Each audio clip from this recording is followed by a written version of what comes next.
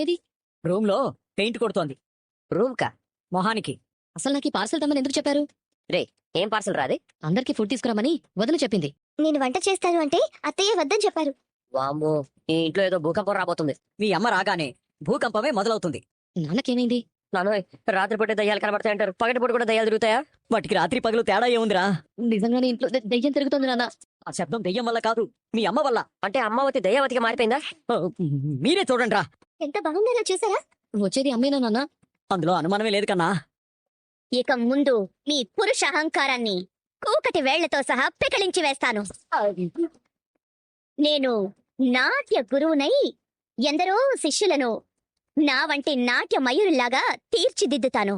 ఒక్క సెషన్ కి 2000 ఫీజు వసూలు చేసిన 50 మందికి నేర్పిస్తే 1,00,000 సంపాదించగలను. ఆ లక్షలు మింగినోడు మింగేస్తాడు.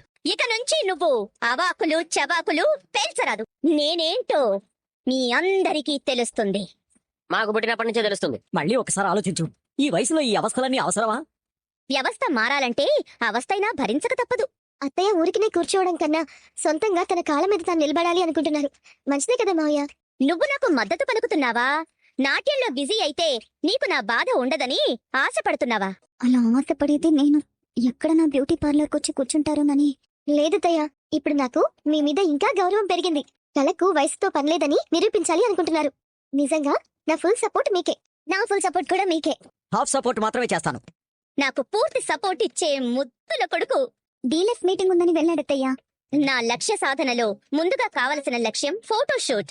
నన్ను భరతనాట్య భంగిమల్లో ఫోటోలు తీయండి. సరే అత్తయ్య.